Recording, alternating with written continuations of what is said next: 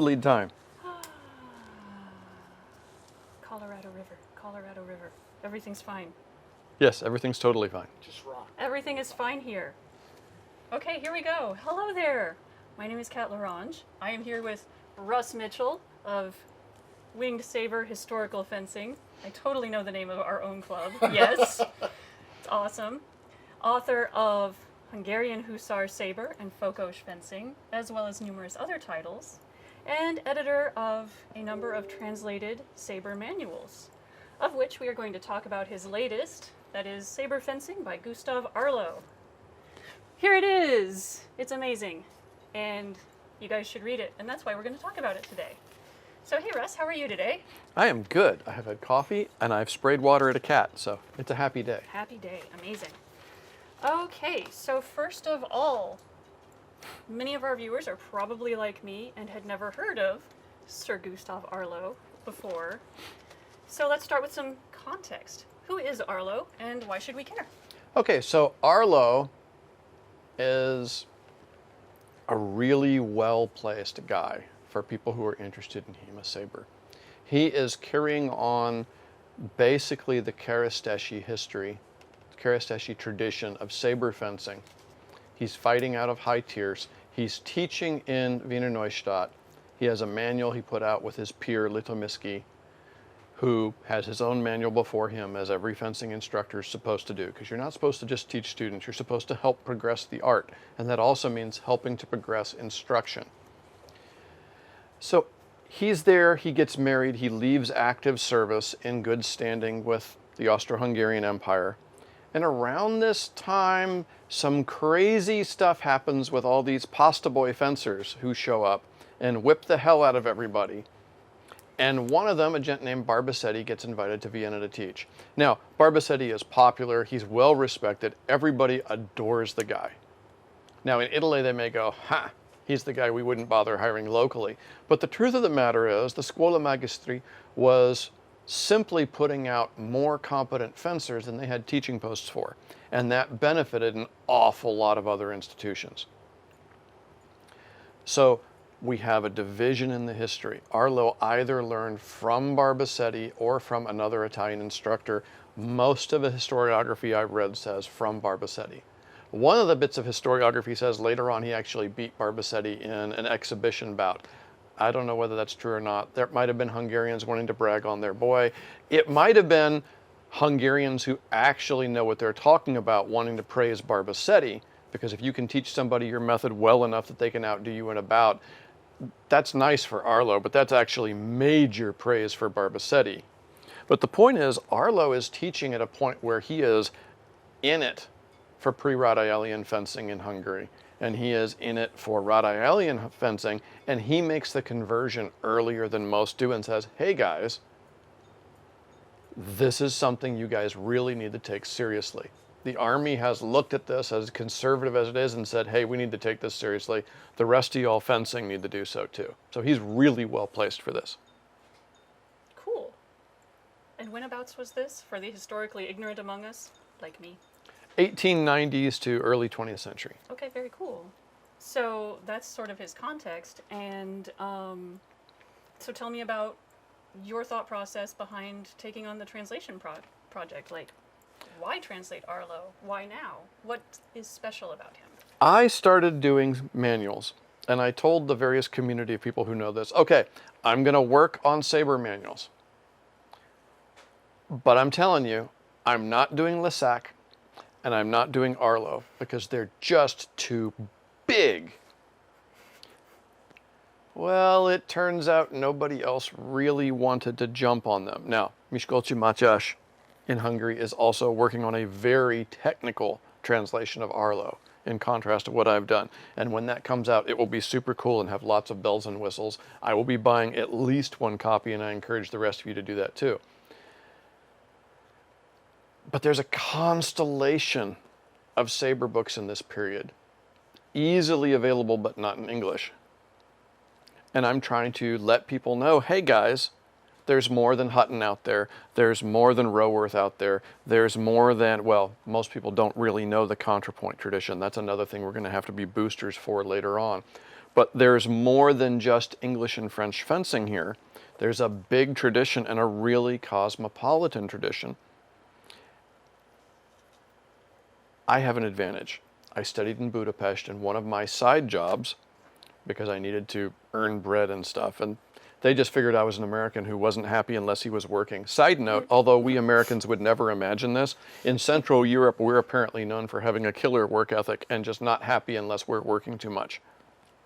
I know that blows your mind, right? I didn't believe it until I experienced it either. One of my side gigs was editing academic papers from non-native speakers. And as I rewrote sentence after sentence after sentence, where every word was actually absolutely correct English, but the sentence structure was wrong, it was still verb or interesting introductory phrase that modified the verb at the beginning of the sentence, and then the verb, and then the person doing things. VSO, VS. Okay, flip it around, flip it around, flip it around. I realized that it's not enough just to translate material. You have to get it from the source language into the target language in a way that an average, reasonably intelligent person can read without their eyes glazing over. So I spent a lot of time reading papers with people, some of whose source languages don't have word order, and making that work. There are translators out there who are really good at taking source language to target language and translating the ideas from one to the other so they translate out. Those people charge $20 a page in 1990s dollars. Completely unaffordable for us. We're all doing this on a shoestring. We all have champagne tastes and a beer budget. But because I have that experience managing those processes, I'm able to partner with people who speak the native language as well. And I have the editing experience to go, okay, what is this actually saying? Or to say, okay, this is a technical translation. This word has a specific meaning. I need to know exactly what idea this is trying to convey, and then finding the English language equivalent, which will properly convey that idea technically. It's way harder than it sounds. Well, it sounds super hard, so it must be like 100% difficult. It is a significant challenge. My wife, who is one of those translators and has translated a number of things, running the gamut from high academia to role-playing games to various stories from Hungarian to English, already pulls her hair out in this material. Because this is an era in which German is the official language of the empire and the army, and in every circumstance where you have an official language, its grammatical predilections affect how everyone speaks. So written works from this period not only have endured a language shift that happened in the late 19th century, but they're also the finest German language sentence structure, agglutinative Hungarian that money can buy. Because if they didn't, it would be considered poor writing style at that point. So it gets tricky, and we have to remember to translate the ideas, not just word for word. Word for word translations are, I'm going to shoot my mouth off here, but for the most part, they're garbage. That's for schoolboys and schoolgirls learning basic grammar. It's not what quality translation is about. Okay, yeah, I can get behind that 100%. You actually jumped ahead to one of my next questions, talking about the art of translation and its challenges. So let's keep going with that. What makes translation fun? What makes it worthwhile to you? The final product? Yay! It's work. It's hard work, but it's hard work with a purpose. And I don't actually particularly enjoy untangling sentences and trying to figure out what connects to this, connects to that, connects to that. Okay, all right, Livy, how many sentences? Inside joke for anyone who's ever had to translate Livy in school. Oh. He makes Cicero look brief and concise. But the No, shepherds- really. Page and a half of text, one sentence. So it's not that bad.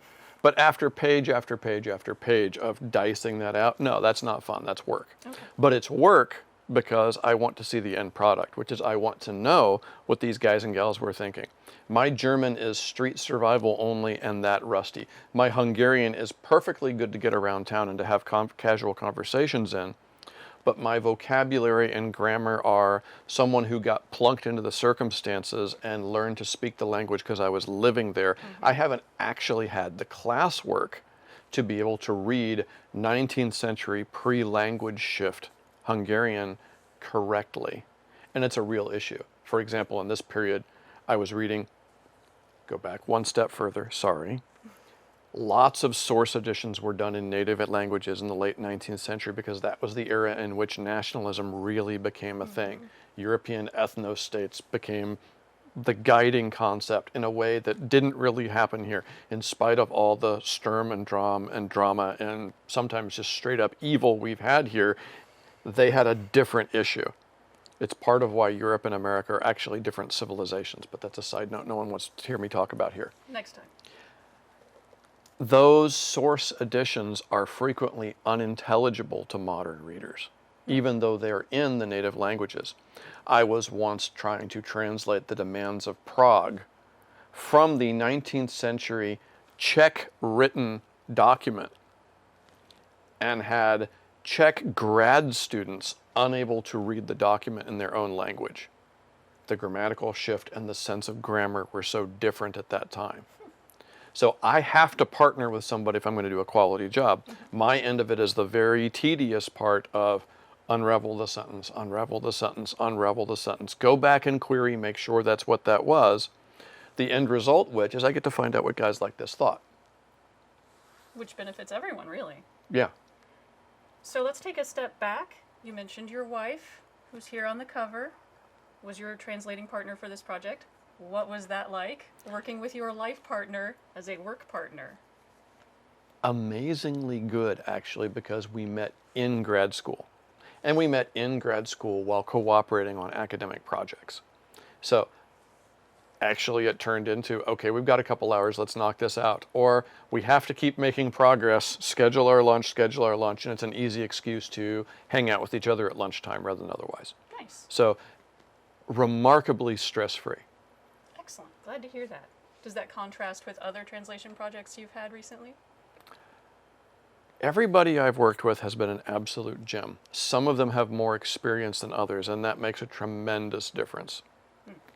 And some people I've worked with have just been absolutely adamant that they're going to do word for word for word for word, to a point where it's like, okay, I'm going to edit stuff for you, but since we can't get on the same page, we can't result in a quality product mutually. I will totally booster for your labors, but we're not going to be able to work together because we disagree on the fundamental premises of how we approach the material.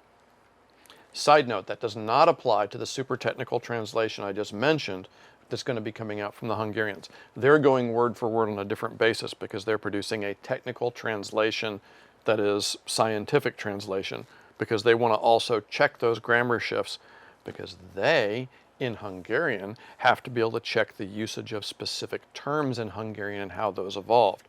For example, you often will hear pre-hit and after-hit used for stop hit and tempo hit. And how that terminology changes is a great big deal when you're still working inside the native language. So just a side note in case anybody misconstrues that, what I'm talking about here about word-for-word translation being garbage does not apply to someone who's doing a scientific translation. That's a very different creature. That's fascinating. Yeah. Is it going to be side by side so you can see the... It's going to be Hungarian side by side in 2 or 3 columns, and it's even going to have those little square codes you can click on to go see video explanations of what's being done. Okay, that's amazing. Yeah, it's really sweet. So we'll have to let you all know when that's available. All right, great. So let's get back to Arlow himself and the content of the text. We've talked about translation challenges and whatnot. So what's special about Arlow? Why he in particular to bring to the attention of the English-speaking fencing world? Arlow is the first person to go out and stake his public reputation on Radaeli's concept of the elbow moulinet. Does not change the fundamentals of fencing, but it is superior and we need to adopt it and learn from it. And that's a big deal. Now, Arlow himself was respected enough that he didn't have to fight duels over that, but other folks having discussions like that could easily have gotten called out for duels at the time. Now, they wouldn't be lethal duels, but still, somebody might have said, okay, take off your shirt, put on your bandages, we're going 6-up over this. To borrow my gutter 1980s slang. Nobody says putting 6-up anymore. I don't even know the origin of that. So he staked his public reputation on saying there are an incredible number of similarities between Rhode Island fencing and Karasteshi's fencing, which is true. If you dig into the deep structure, there are a lot of similarities, even to the point where wrist versus elbow moulinet, both systems are fundamentally sourcing the action from the rotation of the upper arm. But the elbow moulinet gives you a lot of advantages, and a lot of advantages that the wrist-centric moulinet doesn't. It makes it easier not to smack the horse. It makes it easier not to land a flat cut, and it liberates you in terms of balance, although Arlow doesn't spell this out. This is my personal theory here, so we're deviating from Arlow slightly. It liberates you and allows you to engage in dramatically more active footwork. Now, Hungarians had already engaged in footwork like that, which is part of why the army looked at the Rhodialians and said, hey, pick this up. Arlow is basically saying, hey, we reached a certain point and we didn't have a sports culture for fencing, so we stopped developing. These guys continued developing this, and it's absolutely worth carrying on. By the way, Karasteshi's old method could have been developed further. We lacked the ability to do it because, and this will be familiar to many people in the HEMA movement, we had lots and lots of small ponds, every one of them dominated by 1 or 2 good fencers. Sound familiar? So the development of sport changes that fundamentally, and he set up a school in which he taught Italian saber, preserving what he considered to be absolutely necessary Hungarian elements, and he created a fusion. And that is the first written source we know of that creates Italo-Hungarian saber, the fusion of which dominates Olympic saber to this day. Amazing. So he is the dude on scene. And unlike guys like Bartunek who are in the army and saying, hey, we got to pay attention to this athletic development and sports hygiene stuff, he's only being read by other folks who are approaching these issues in the army. Arlow is plunking down a fencing school right on the corner of the equivalent of Money Street, USA, right in Pest, and saying, here's my school, go at it. And it's immensely influential. Great. So here is a follow-up question of a sort to that. I think we can flow into it pretty naturally. Can you in fact learn fencing from a book? Can you learn reaching through history from Arlow as your master and learn how to fence? Yes and no. Okay. You can't learn purely from a book because you can't intellectualize your way through the actions. You can, however, take the drills and work them and develop the muscle memory. You can develop the skills that are outlined in the book. At some point, you will need an instructor to run you through some one-on-one drills. You'll need peers to play with. Sorry, it's allergy o'clock. So Always. nobody wants to see people messing with their nose on camera. But without the ability to play with somebody else while performing drills, you can't see distance and measure. You can't play with timing until you have somebody who's working timing. Arlow is almost kind of unique.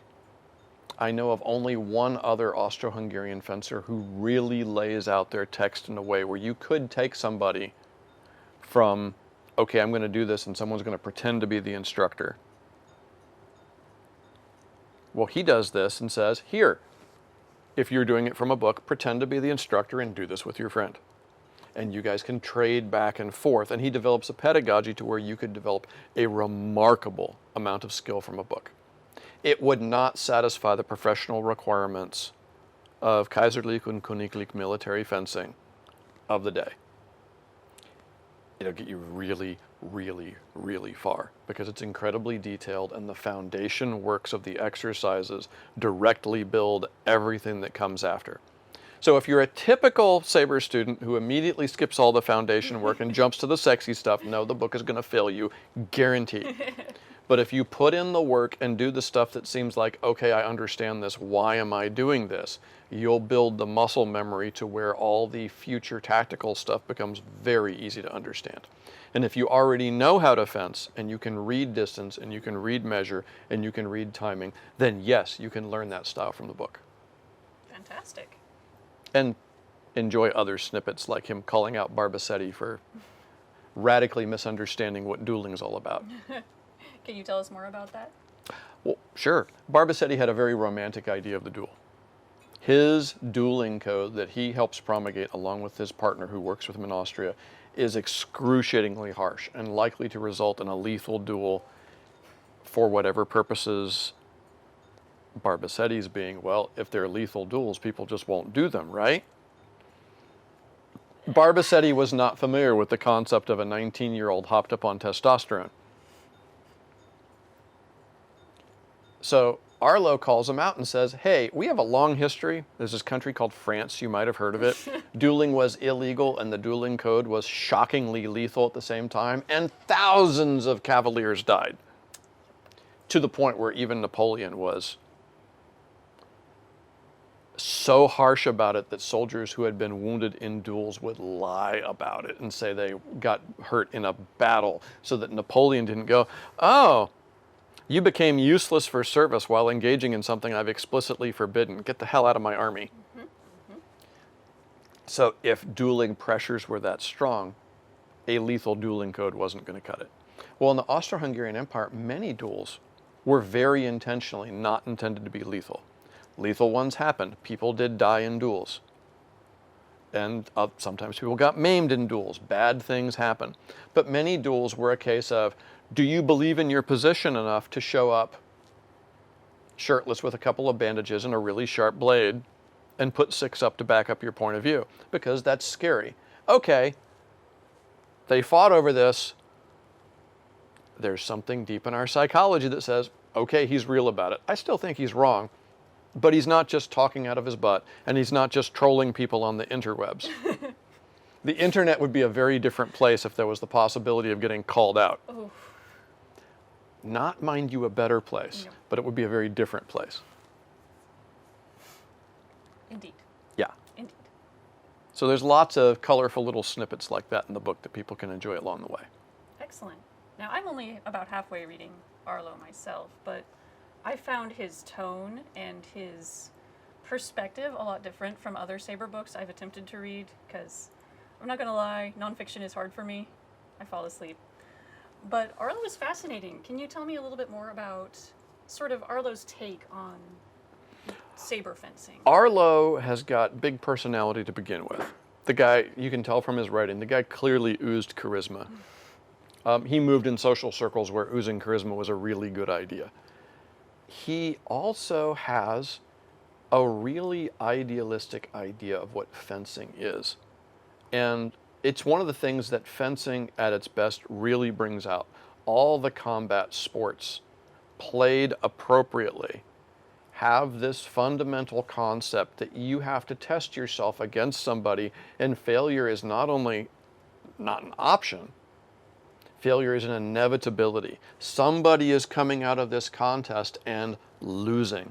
And how do you develop the self-control to win or lose gracefully, which is a seriously important real-life skill? We love a situation where, okay, we can float through life and there are no zero-sum games. But a job interview, that's a zero-sum game. Do you get to marry this person or they get to marry this person? That's a zero-sum game. He's trying to prepare people who are coming up to use sport to get accustomed to a world in which zero-sum games are the norm, and to have the bravery to go do the things they want to do, in spite of the fact that they might lose. Mm-hmm.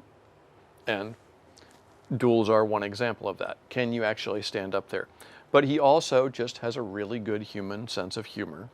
Like most people of his era, he's very serious about control and self-control. In the 19th century, historical discursion, the very self-control concepts that we tend to think of as old-fashioned were in fact the advanced behaviors of the day. Wait till marriage and have lots of self-control was the feminist position of the late 19th century, because having a bunch of kids out of wedlock was a quick trip to the poorhouse and death. The same thing applied to all the males going into the military. You had to have enough self-control to not get yourself in trouble, to not get yourself in trouble by wrecking somebody's future before you could support her. all those real life circumstances. Oh, hey, there's a bar. Maybe 2 beers is enough and you don't need 11 plus a drunken scrap afterwards while explaining to Sergeant Friendly why you stabbed that guy's cow. And you laugh. But everybody who's watching this, who's been anywhere near the military and known 18 and 19-year-olds who were full of piss and vinegar and not quite enough self-control, knows exactly what I'm talking about. I'm not laughing at the concept or disagreeing. I'm laughing at the image of some drunk idiot Stabbing a cow. a cow. Well, just because you're wanting to build up people's self-control doesn't necessarily mean you're dour in the process. It means you want people to do as well as they can and you want to see what's best for them. And Arlow's concern for his students and for the people around him really shows. He's a very humane individual. And so as a writer, he's just kind of a joy to read because this is not a military manual. It doesn't have to be kept short because it's expensive to print those and you don't have a big budget for it. His military manual from '94 is like this thick as opposed to that thick. He's got the space to actually be discursive and transmit some culture along the way, and he does so. He does so very actively. So it's fun to read. Agreed. All right, well, that's all the questions that I have. No, I lied. What do you hope people will get out of this book? We kind of covered it, but... Well, fencing is cool, obviously, because I'm sort of involved in that. But there's a vast tradition of Italian and Hungarian fencing. And it's really cool shit, and people should know it exists. There is way more to the fencing world than the saber that the HEMA community has largely played, and it's really intense, and the lessons you take from it will make you a better fencer regardless of what your primary weapon is. And having seen how a quality fusion can occur, and Arlow is a synthesist, and a synthesist who does a really good job, you then get a sense of how do you synthesize your own material. Especially for those of us who are in the HEMA movement who might have 3 or 4 different lineages they're bouncing around, who for the sake of their students might also need to synthesize as they come into the future. If your school teaches rapier and longsword, at some point you're going to need pedagogy that treats that as a coherent whole. As we move from purely manual-based sources to every school having their own approach and those turning into living lineages again in their own right, it's really helpful to see how did somebody in this period make that synthesis. That's a really cool and inspiring picture. Awesome, thank you. You got it. Well, that's all I've got. We've got another guest who has some more questions and discussion he wants to do about Arlow. So, see ya. Thanks. Push the button. We've got more videos and content coming, so if you liked what you saw and it was useful for you, please stab the like button, /subscribe, and punch the little bell icon so that you're notified immediately when new content comes available. Thanks, and go do the thing.